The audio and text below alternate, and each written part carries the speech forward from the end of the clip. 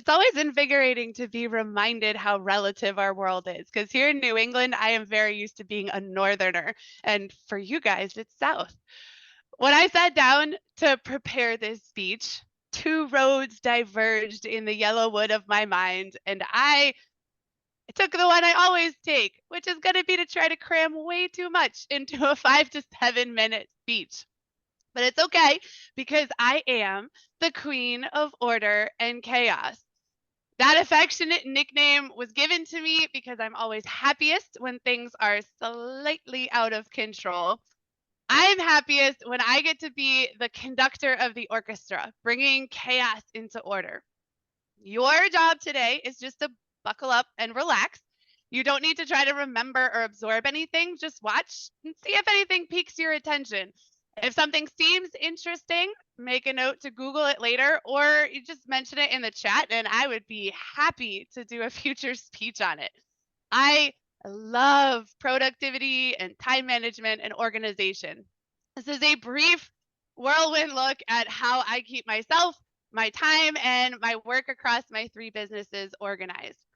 So, to start, I just want to share 4 influences that have been massively helpful for me in terms of getting myself on track. And I do have a touch of the neurospicy. I definitely have a little bit of ADHD, at least a little. So first is Getting Things Done by David Allen. This is the go-to productivity Bible. It is more of a philosophy than it is a specific method. So it's something that you can use to fit your lifestyle and your personal way of thinking and processing the world. Cal Newport is also a great resource for being more productive and balanced with your time. His whole goal is getting a lot of big things done in a very manageable, slow productivity sort of way. And John Acuff is an amazing resource for goals. His new book, All It Takes Is a Goal, just came out this week. I would strongly recommend it. I know Tammy is also a fan. And this is his podcast, which is also called All It Takes Is a Goal. And then finally, this one is a little more esoteric. Zettelkasten is a way of organizing notes using index cards. And it's a whole lot of fun. Scott Schepper is someone that has brought it kind of out into the world, but it was originally developed by Nicholas Luhmann. So those are just some interesting influences if you feel like checking this kind of thing out. The first tool that is massively helpful towards organizing my week is the weekly review. And David Allen goes very deep into this in getting things done. This is his kind of method of doing it. The way I do it is a little bit different because the whole idea is to make it yours. So I always start by getting clear. I declutter my email inboxes, my real life inboxes, my house.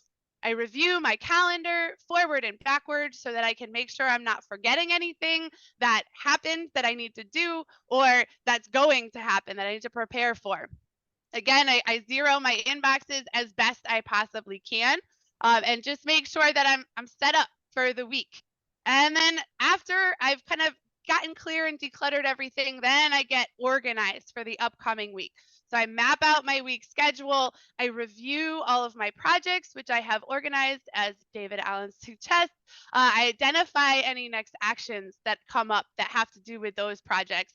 And then I set some goals for the week, which is a huge influence from John Acuff. And obviously, goals are not just a John Acuff thing, but he has done a wonderful job of making it really easy and accessible. So if goal setting is something you're into and you haven't had a chance to really figure it out, I'd strongly recommend his stuff.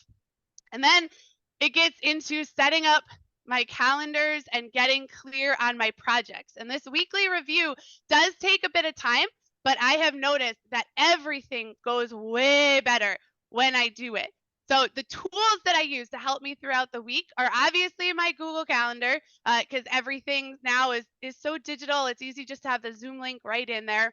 And I also have a foundational schedule mapped out. So kind of an ideal day if nothing gets in the way so that I don't fall down a TikTok rabbit hole, which has happened many times. Then from there, I map out, like I said, here's a tool. I map out my weekly planner. And I also do this with my son as well because it helps him to know what's coming. So he has goals and things he's focusing on, and then he has his schedule for the week, and he can see mine. So there's communication within the family of things that are going on.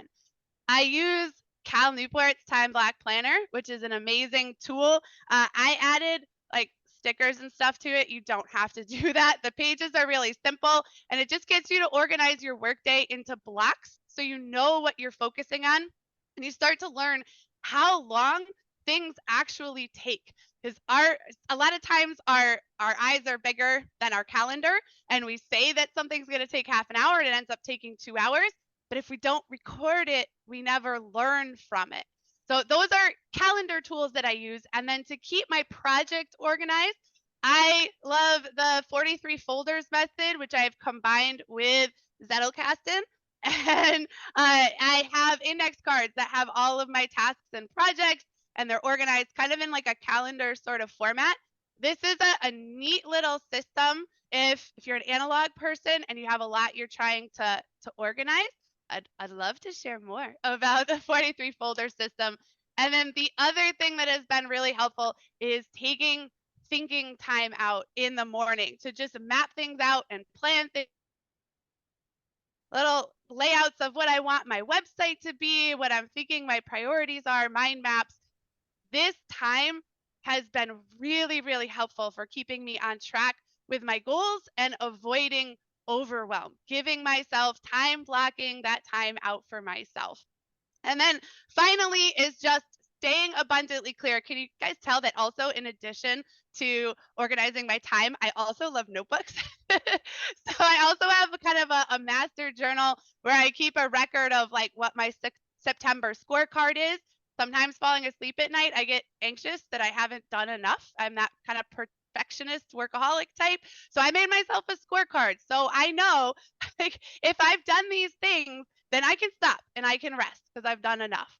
So that's just a brief overview of how I keep my crazy brain organized. There's a lot of great tools in there. If anything spoke to you or sounded interesting, I'd strongly encourage you to check out one of those resources I mentioned earlier. Thank you very much.